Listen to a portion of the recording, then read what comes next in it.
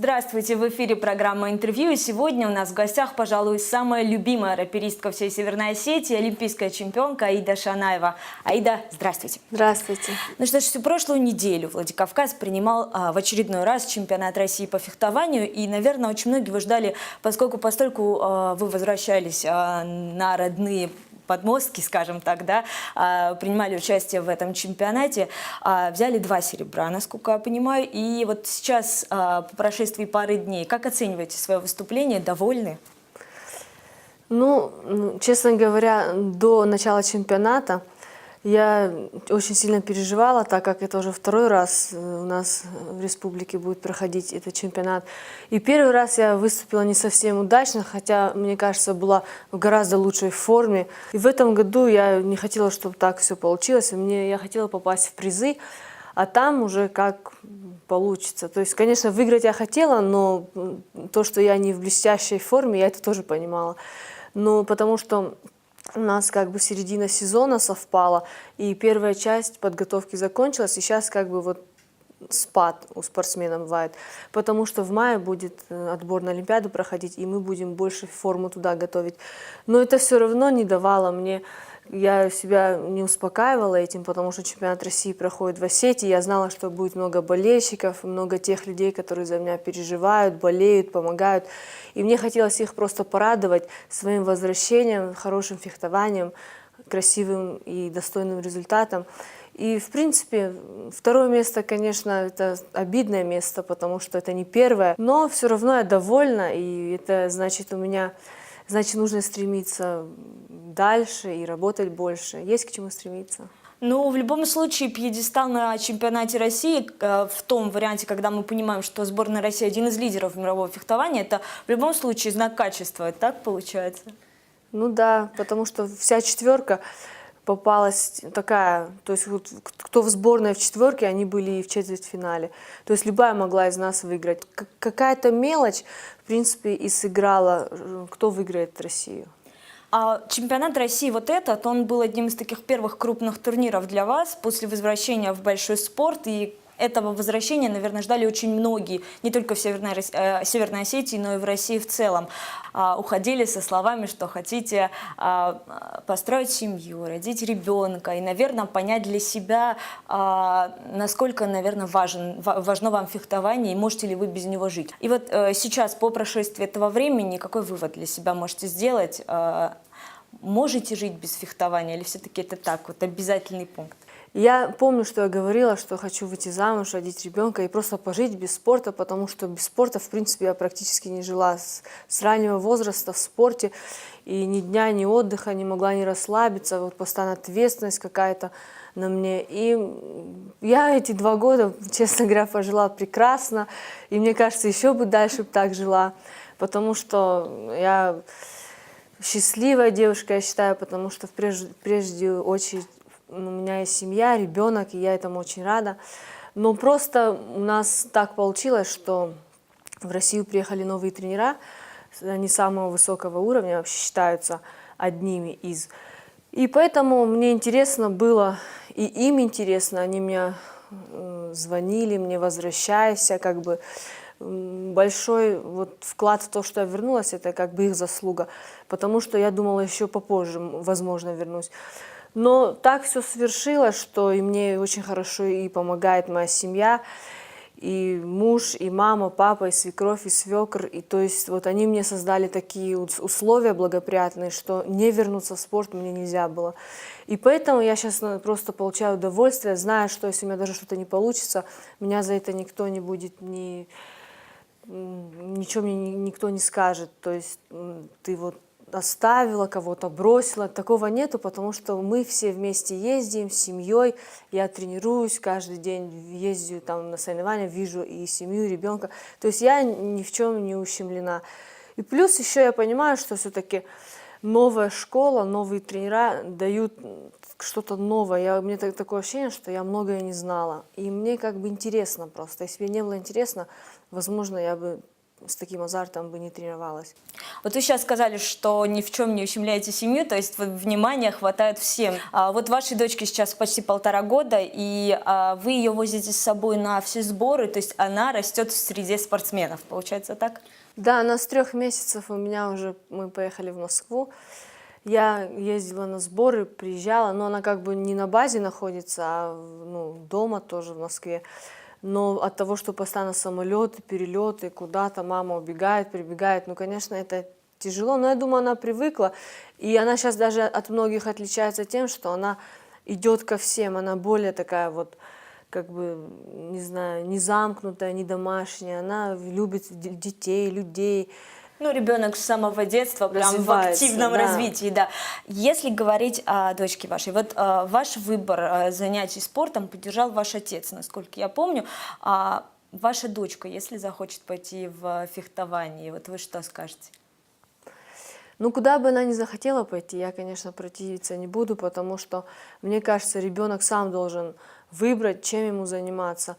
Да, меня как бы папа мой направил именно в спорт, не то, что там фехтование, я и музыкой занималась 6 лет, и хором, и чем я только не занималась, но все равно моя душа была в спорте.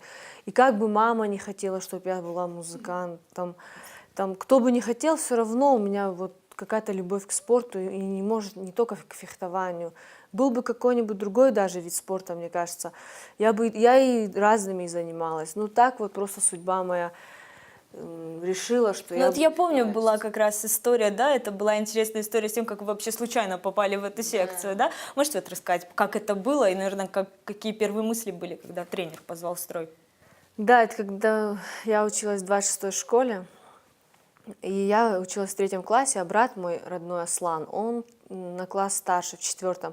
Их параллели набирали вот в секцию фехтования. И он меня тоже говорит, пойдем посмотришь, нас там собирают. И он меня взял и посадил на лавочку, говорит, ну вот смотри. И села посмотреть, и пришла тренер, учительница наша по физкультуре, Зоя Константиновна, и построила всех в строй, и все шумели, кричали, она уже начала нервничать. И смотрит, я сижу, и тоже на меня, ты что сидишь, давай вставай в строй. А мне было лет 8-9, и я как-то подумала, ну, даже чуть-чуть испугалась, думала, ладно, встану в строй, а потом, может быть, не приду. Ну, из тех людей, кто стоял в строю, вы, как понимаете, уже никого давно нет, в спорте я имею в виду, а так я стала заниматься. Ну, так волей случая, наверное, да, и в итоге дошли до олимпийской медали. А сейчас вот вы говорите о том, что для вас главная семья. Можем ли мы говорить о том, что спортивные достижения сейчас уже на втором плане? То есть вы говорили потом, что и поражения уже не так сильно задевают, да, и, наверное, вот как-то спокойнее стали относиться вообще к спорту. Ну, это такое, как бы... Иногда мне кажется, что спорт уходит на второй план, иногда мне кажется, что я занимаюсь спортом ради семьи, иногда кажется, вот у меня каждый раз по-разному, потому что вроде я и спорт очень сильно люблю, я ему посвятила столько жизни, это моя вторая жизнь, и семья, но она же тоже никуда как бы уже не денется, спорт как денется, не сегодня-завтра закончу, его больше не будет. А семья, она рядом, и они, если бы они меня еще и понимают, им это еще и самим нравится, они были тоже здесь на чемпионате России. И вот, не знаю, если когда еще результат есть, все-таки ты уходишь, и тебе начинает больше нравиться. А когда у тебя не получается, проигрываешь, ты думаешь, да зачем вообще мне это надо было, столько времени, труда, терпения, семью не видишь. Вот. И ты думаешь, что да, это... зря ты все-таки это затеял. А когда у человека что-то где-то получается, и тебе еще в этом помогают, и тебя все понимают, и семья, и все вокруг, и тренера, то это наоборот как-то вот даже еще сильнее хочется заниматься и выходит даже на первый план. Ну, как говорится, семья главный болельщик, и это, наверное, подстегивает добиваться больших результатов. Да, они и радуются искренне, но они понимают, могут тебя успокоить, направить, сказать, ничего страшного, все впереди, никогда там вот такого не скажут обидного. Ну вот 2 года без спорта, понимаем, что форма, наверное, вы говорили, что вы не занимались спортом вообще эти 2 года, после вот этих 2 лет, как сложно было возвращаться в большой спорт, потому что большой спорт, большие нагрузки для девушки, тем более после большого перерыва, это, наверное, очень тяжело. Ну, у меня не 2 года был перерыв, у меня ну, где-то год, может, с небольшим. Тяжело, конечно, было возвращаться, потому что рождение ребенка это вообще это твой организм просто с ног на голову перевоплощается, и ты не можешь не то что бегать или там твои мышцы тебя вообще не слушаются, ни ноги, ни руки, и это тяжело, еще и вес, когда набираешь. Еще у тебя и ребенок маленький, который ты не можешь вот так оставить и пойти там на 3, на 4, на 5 часов заниматься собой, вот восстанавливаться. Это все нужно было время, терпение, и вот и нужна была какая-то поддержка. Я, мне кажется, только через год. Ну, у меня и таких целей прям не было быстро восстановиться, потому что самые главные соревнования это чемпионаты мира и Олимпиады. Я как бы успевала восстановиться к Олимпиаде и не форсировала события, потому что родить ребенка и опять побежать в спорт, ну, тоже это, тебе хочется вот понять вот это вот все, насладиться вот этим всем, ну, я не торопилась, честно говоря. Ну, наверное, правильно, судя по тому, как идет подготовка сейчас, так по ступеньке, но форма набирается. Плюс еще тренера грамотно, они мне объяснили, к каким соревнованиям, когда надо быть готовым. И то, что получается или не получается, не стоит переживать, потому что все самые главные соревнования вот начинаются с мая, отбор на Олимпиаду. И чемпионат мира, который пройдет в России, он очень важен сейчас для каждого спортсмена, к нему сейчас все, наверное, готовятся. Отбор на чемпионат мира сейчас идет в том числе через чемпионат России. Да? Сборная России сформирована, вы в ней? Соревнования, которые этапы Кубка мира и Гран-при, уже основная часть позади, и какой-то рейтинг сборная уже очки набрала. Осталось 2 турнира, которые, в принципе, и будут решающими, кто поедет на мир. Но я думаю, для тренеров уже более-менее картина ясна, потому что существует рейтинг российский, и там понятно, у кого сколько очей и кто на что может претендовать. Для них, возможно, что-то ясно, а для спортсменов еще не совсем. Ну, такая большая интрига, чтобы каждый выкладывался по максимуму. Да, чтобы не расслаблялись. Ну, а чемпионат мира, чемпионат вообще с последнего времени, с недавнего, занимается сборная России под руководством итальянца. Мы понимаем, что итальянки главные соперницы нашей сборной. Какие, наверное, новшества привнесли итальянские тренеры? Что поменялось в подготовке? Наверное, может, акценты по-другому расставили? Лично меня вот тренирует туда Чериони Стефано.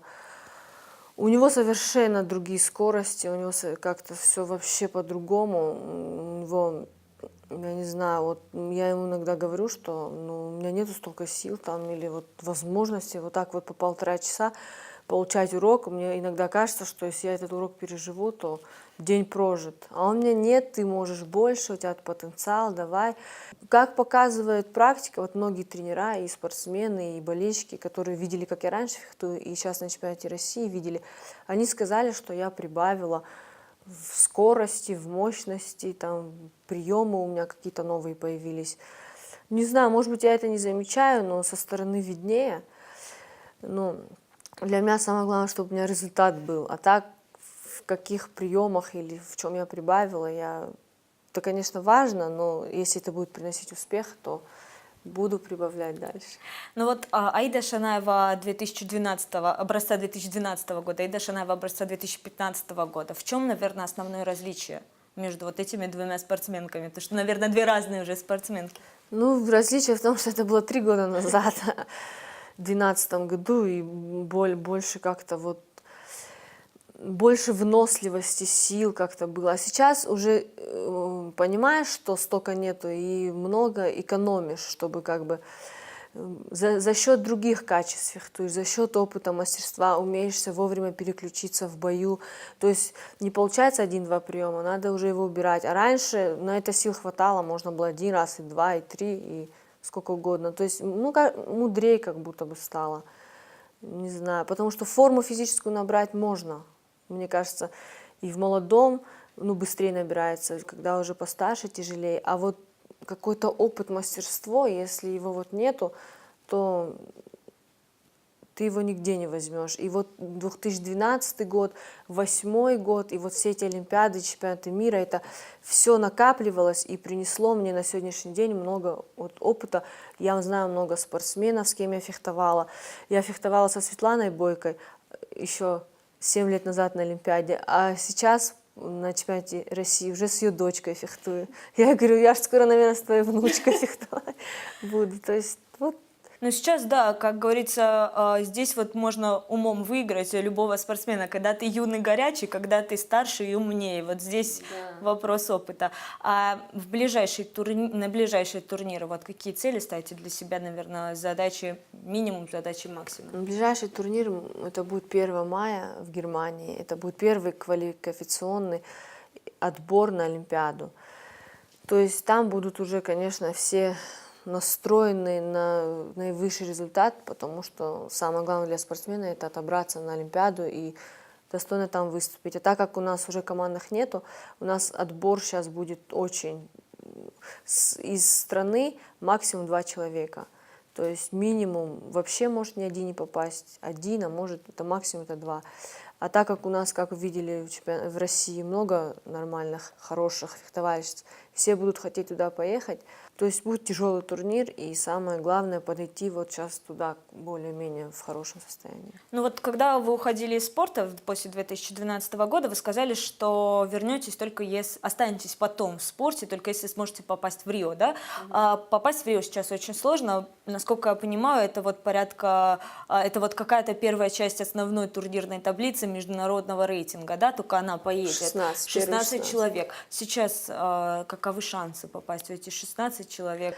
Я когда вернулась, я раньше была в 16, и в десятке была, и в пятерке, и когда ушла, я много очень пропустила, и мои очки все сгорели, я стала 180 или какая-то там. Сейчас я уже 30, но сейчас на Олимпиаду это вообще другие очки, все с нуля начинают. Это просто рейтинг у меня 30, мне просто будет сразу соперники такие непростые. А кто в 16, им изначально полегче, но все равно к финалу все должны быть сильнейшие. И все начинают с нуля, и вот весь год все на равных. Ну, год остается, да, биться за путевку в Рио. Наверное, поехать в Рио сложно сейчас, понимаем, но вот 2 Олимпиады, одна с золотой медалью, вторая с серебряной. Вот сейчас насколько реально увидеть Аиду Шанаеву на пьедестале? Вы сейчас сказали, что командных больше нет, личная медаль, насколько это реально? Ну вот так как у меня было 2 команды, конечно, хотелось бы мне личную медаль, и возможно, даже если нет командных, то сам Бог велел, значит, надо в личных попадать и выступать. И у меня не то, что шансы, все зависит будет лично от меня. Если я попаду, это все зависит, не попаду тоже от меня, потому что все условия созданы.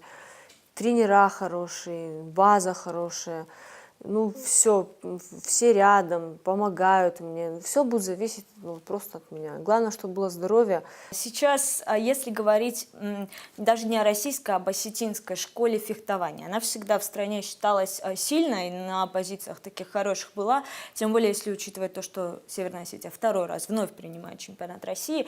Есть у нас Яна Алборова, которая тоже выступает с вами вместе за Москву. Смотрите вот за ребятами, которые в Северной Осетии сейчас начинают только заниматься, и, наверное, может, кого-то выделите, на кого вы так вот сказали, может далеко пойти? Очень много молодых, которым, возможно, нужно немножко как-то вот помочь чем-то, направить, объяснить, что вот надо трудиться, заниматься, тогда все впереди. И такие есть, и такие хотят чего-то добиться. И Яна Алборова, она сейчас готовится на чемпионат Европы, они завтра улетают. Возможно, тут на чемпионате России она чуть перенервничала или что. Ну, он молодая, 20 лет, вот о чем мы говорили. Не получается и не может просто перестроиться. Но сейчас она будет выступать со своими ровесницами, в принципе, где она может показать высокие результаты. Я этого желаю. И много еще, и Цибирова, и Детива. Вот это те девочки, которых я вот так вот более-менее знаю. Другие еще моложе, как бы я фамилии особо не помню, но я знаю, что все хотят и много занимаются вот и у моего тренера, и у других тренеров. То есть. Но при этом вот в этой же ситуации получается так, что как только появляется такой девочка такая, да, знаете, фехтовальщица с потенциалом, ее сразу забирают в столицу. Почему не получается здесь, наверное, раскрыть весь потенциал, условий не хватает? Ну, во-первых, все фехтование и как бы все виды спорта, все базы, федерации, все находятся в Москве. Финансирование, все идет, все пляшет от Москвы, как бы все турниры. И с Владикавказа очень далеко туда ехать, это нужны большие вложения, финансирования. И финансирование будет только в том случае, если ты уже как бы засветился, показал результат, тогда ты как на тебя уже надеется. А чтобы засветиться и его показать, нужно вложить свои какие-то деньги. Но у многих способных спортсменок такой возможности нет. Ну, вот, многих я знаю. И чтобы найти вот такое финансирование, это тоже большого труда и в наше время стоит. И поэтому кто имеет возможность, тот старается туда уехать, чтобы им просто поближе было вот выступать и подешевле. А если вот сейчас говорить о возрасте, вы свою первую олимпийскую медаль брали в 22 года, да, правильно? Совсем молодая спортсменка, особенно по меркам фехтования, которая, в принципе, спорт, который любит опытных спортсменов, опытных и мудрых, да. Какие, наверное, ощущения были от такой большой победы для всей страны и для лично себя? И, наверное, сейчас какие ощущения бывают, вот, если сравнивать именно с той золотой олимпийской наградой? Ну, Олимпиада — это вообще такие соревнования какие-то, вот даже не знаю, как объяснить. Многие сильнейшие спортсмены, которые выигрывают чемпионаты мира, не могут реализовать себя на Олимпиаде. Хотя они на голову выше, но они занимают вторые, третьи, пятые места. Это, наверное, какой-то вот такой психологический, вот, не знаю, вот, давит на них что-то или что. И вот поэтому как бы вдвойне приятно было именно вот первое место занять, потому что ведь это олимпийский чемпион, он не бывает там вице-чемпион или еще как-то его кто-то, он навсегда. И поэтому все хотят вот именно таким стать. Ведь чемпионаты мира — это почти такая же Олимпиада, такие же участники, все, но все равно это не тот накал, это не такие ощущения. Вот вы меня спросили за ощущения. Это были сумасшедшие ощущения, потому что даже если ты выиграешь чемпионат мира, об этом не все могут узнать, и все. А вот когда Олимпиада, это на таком государственном уровне, это как бы ты за страну, и вот эта борьба между странами, и ты внес вклад какой-то свой, и где-то ты стал национальным героем, и это все чувствуется, и не только в первый год, когда ты это выиграл, а еще и через 2, 3, 4, 5, 6 лет. Вот. Как-то раз в одном из интервью, я так читала, сказали, что, ну вот, по меркам Осетии, это было старое интервью, если я не ошибаюсь, 2006 года, и там была такая фраза, ну, что якобы по меркам Осетии я пока небольшой спортсмен, потому что после Афин-то здесь вон сколько олимпийских чемпионов, а у меня пока нет. Сейчас чувствуете себя вот где-то вот там рядом с олимпийскими чемпионами, с нашими борцами, к которым мы привыкли все-таки? Ну, наши борцы, конечно, это там олимпийский чемпион, двухкратный, много, и Артур Таймазов трехкратный, и каждый чемпион мира, и кого ни возьми, все чемпионы мира, там призеры Олимпиады, олимпийские чемпионы, как бы, ну, конечно, приятно находиться рядом с ними, потому что это борцы, и это национальный наш такой вид спорта, и они как бы не то что обязаны, но у них больше возможностей, больше шансов, потому что школа очень сильная у нас. Фехтование чуть-чуть не так в России как бы и популярна, и вот не настолько сильна, чтобы столько олимпийских чемпионов было. И вот поэтому вдвойне приятно, что в их список тоже попало. А сейчас, если говорить о планах, да, все-таки каждая девушка наверняка в своей жизни строит какие-то планы, там, да, вот там до 20 закончить учиться, до 25 стать олимпийской чемпионкой, например, да, до 30. Какая главная цель, чего обязательно надо вот добиться до 30 лет? Ну вот у меня таких супер планов не было, как-то у меня все шло своим чередом, и вот даже вот в эти планы как-то вошла. Ну, у меня были свои планы вот, в плане спорта, потом, конечно, в плане семьи. Сейчас тоже есть планы, да, до 30. Ну, до 30 мне совсем немного осталось, поэтому, ну, единственная цель — попасть на Олимпиаду, а потом уже, конечно, второго ребенка хочется тоже родить. А Наверное, напоследок такой вопрос. Если получится все на Олимпиаде, да, вы после Олимпиады можете уйти красиво? Вот хотелось бы уйти красиво, на пике, так, знаете, как любят многие спортсмены. Ну вот я тоже так все время думаю, почему вот этот спортсмен раньше не ушел, когда он выиграл, надо было уходить, а не так вот вторым, хотел 3 раза выиграть, 4, я не знаю. Вот да, мне бы хотелось вот уйти именно красиво, и чтобы я не жалела, а надо было продолжить или надо было еще что-то. Нет, вот выиграть и уйти, и сказать все, спасибо за то, что вы болели, переживали, я свою лепту внесла, и я теперь могу спокойно заниматься своей жизнью дальше. Спокойно заниматься жизнью, повесив вторую олимпийскую награду, золотую, так дома на стеночку. Мы вам всячески желаем попасть в сборную олимпийскую. Будем следить и будем посылать такие лучи удачи вам туда. Спасибо большое вам. Спасибо, что сегодня пришли к нам в гости. Чемпионат России заканчивается, но я думаю, очень много хорошего мы увидели. Вас еще раз с обеими наградами. Я думаю, все-таки сейчас это успех большой. Спасибо за то, что пригласили. Очень приятно было сегодня с вами побеседовать. За то, что не забываете, вспоминаете. Спасибо. Буду радовать вас. Вот очень надеемся. Спасибо еще раз. А нашим зрителям я напоминаю, что сегодня у нас в гостях была олимпийская чемпионка Аида Шанаева. С вами мы увидимся через неделю. Меня зовут Яна Гайгиева. Всего доброго и до встречи.